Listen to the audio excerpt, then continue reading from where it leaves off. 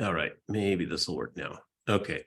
This first one is Carol Aronson sent this in. This is one of our native buckwheats. This is Aeonium umbulatum, or sulfur buckwheat. It's actually rather striking in full bloom. It's a really lovely gold color. There's another Aeonium further into the presentation tonight that is also another one that's fairly moderate size. These are nice plants. The smaller buckwheats are nice when you're working in rock gardens or more sort of tight situations, and don't want a native plant that's going to get enormous. So these are really well behaved. They do like well-drained soil, full sun generally, and low summer water, so you don't rot them out. So this is a really quite a nice one, great for pollinators as well. You see a lot of insect activity on the flowers. The flowers hang around and tend to turn a nice russet brown to reddish brown color later in the season.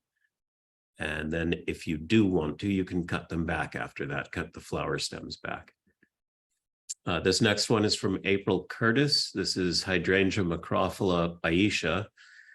This is the big leaf hydrangea. This has been around quite a long time. It was introduced just after the World War II into the trade, and it's striking for the really large foliage, nice glossy big sort of rugose leaves, and then the flowers as they start to emerge are spoon-shaped. The petals are spoon-shaped, so it actually gives it a really textural feeling when it's blooming, and in the right spot, fairly tough. It does like its water, but as she puts here, it's in mostly shade. So morning sun, if they get some full-on morning sun and go into afternoon shade, they're usually happy in that kind of situation. April says it's a shrub to 4 feet. I've seen some of the big leaf hydrangeas can get a little bigger sometimes. Laura Bauer sent this in. This is Tukrium acrimanii, and it's of unknown origin where this came from. She put on here possibly a garden hybrid. That's probably the best guess. The Tukriums mostly come from the Mediterranean region, and as Laura said here, they're great to mix in with California natives in an irrigated garden where you're irrigating on a as needed basis.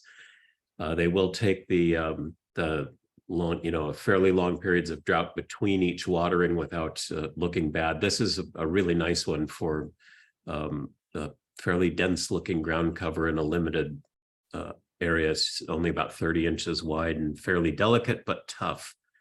Also very pleasant smell. Most of the Tukriums do have a nice fragrance when you crush or bruise the leaves at all or have to do any trimming on them. They smell quite nice. Kekiella cordifolia, the heartleaf or climbing penstemon, but it's not a penstemon. As is said here, Laura Bauer put this in as well. It's a scandent shrub, which means it takes advantage of anything that's near it and leans against it to do its climbing. So it doesn't twine, it doesn't have tendrils, it sort of leans and scrambles through things. And it's really quite spectacular in full bloom because it'll wind through other shrubs and then pop out of the sides of them on the sunny side, and you'll just have these pendant chains of these brilliant red flowers. I think there might be a few color forms of this, but this is the species, the one you'll see most often, and good hummingbird flower. And as Laura says here, it will go totally dormant and look dead. So you have to know your timing and your seasonal changes on your native plants so that you don't panic and think that it's died, because it will come back and then grow very quickly. So really quite spectacular. You sometimes see these even in local canyons. You might drive some of the canyon roads and suddenly see these blooming where you hadn't seen anything the week before, and they can be pretty spectacular. Carol Aronson sent this in. This is Calathea. It's Plummerae, I guess. Yes, Plummerae. Plummer's Mariposa lily. And like most of the Calochortus, these require really, it's no irrigation and very sharp drainage. If the plants are in enough, if they're in any moisture in hot summer weather, they will generally rot probably. So they need to actually get almost perfect drainage. So they need to be sited carefully, but are really well worth trying to grow. The flowers are spectacular. And it may just be me, but it seems like this year with the rains, this has been a spectacular year for the Calochortus. I've seen people posting just some stunning pictures of Calochortus from up and down the state. There's many, many different species and worth looking into that. As Carol put, they're sold as dry bulbs occasionally by Theodore Payne. You can usually get them in the fall in bags of, 2 to 5 or whatever, the way they sell them there. So well worth trying in the garden. This is sent in by Hemmerlein Christian, and I hope I pronounced your name right.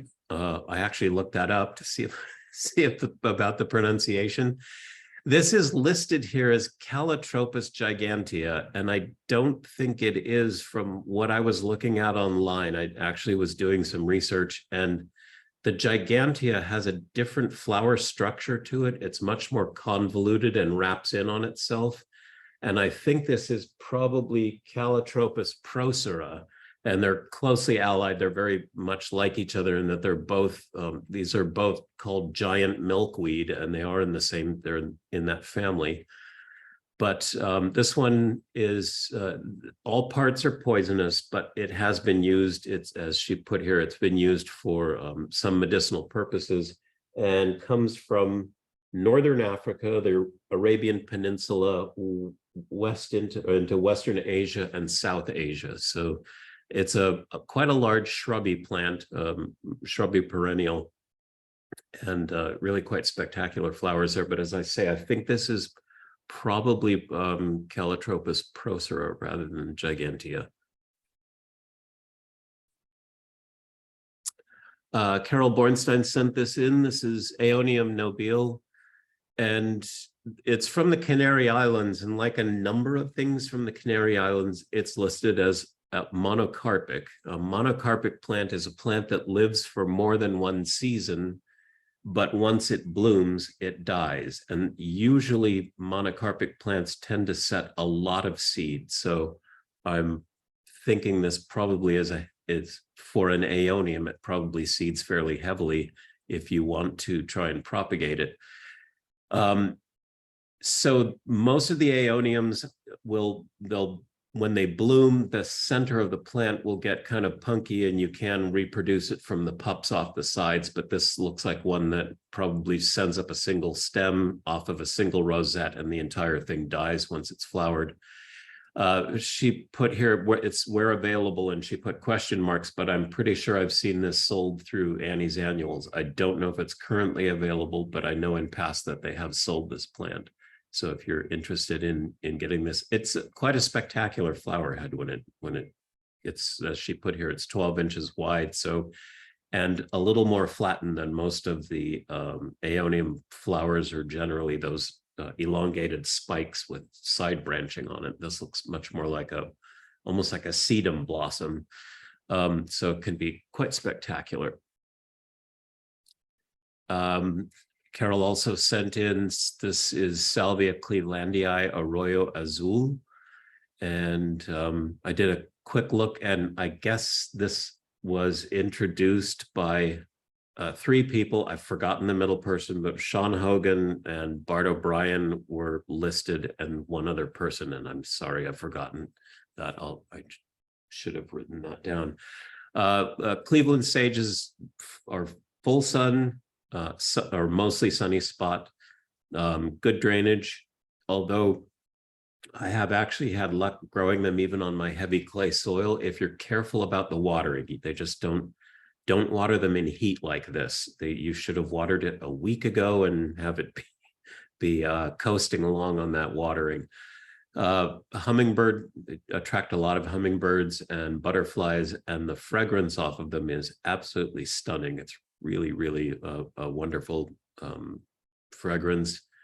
and can even be used in cooking, although it's extremely strong, the flavor from the leaves. And we actually had a presenter quite a while back about using natives in cooking, and he made a pesto out of Cleveland sage, but he parboiled the leaves first, so it takes off the harshness of the essential oils. So it's something you might want to try. It's rather tasty in a very different way, but tastes just like it smells. So if you're interested in that. So well worth growing, really quite a spectacular colored flower on this. And you can leave the seed heads to form too, because the birds will come and use those. I've seen goldfinches go after the seeds on these. This I mentioned with the Aeoniums. This is an even smaller one than the first one we looked at. And this is another California native subshrub. This is Aeonium latifolium, or coast buckwheat, with these small button-like flowers that again will turn through shades of reddish brown to darker reddish brown to dark. And this is a coastal native and good for edging or rock gardens. And again, another small, very manageable size plant for California native gardens and dry gardens. And another one that brings in a lot of insects for the pollen. So another one that's very well worth growing. And I think this is last's the one I put in. It's a pretty common cup of gold vine, Solandra maxima, and all the books say that the flowers smell of banana or vanilla. And actually, when I stick my nose in these blooms, which are really quite large, to me they smell like copper-toned suntan lotion. So it smells like coconut and something else. And interesting, but they are from Central America, Mexico mainly, and from the Solanum family. And I actually got mine from cuttings that were left at a meeting about 25 years ago. They're very easy to root. One thing, these are quite common. They're another big scandent shrub, shrubby vine. So they don't twine, they don't have tendrils, but they will lean into things and can go 30 or more feet and have quite large leathery leaves. If you look around in older parts of the city and see older plantings, you can occasionally find another species of Solandra, which is, I think, Solandra longiflora. And if you find it, it looks like a miniature version of this, smaller leaves anyway, and with white flowers that are much more trumpet shaped and a little smaller.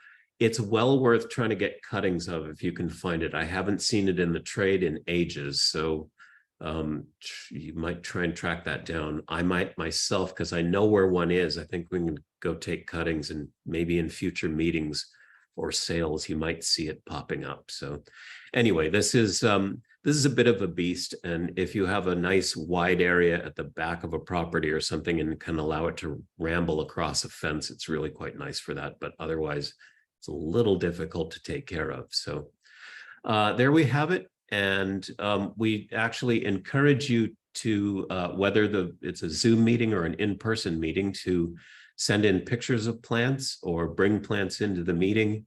And even if you don't have all the information about it, we can do our best to find that out before we make the presentation. So if you just give us a little bit of lead time, we would appreciate it. And I want to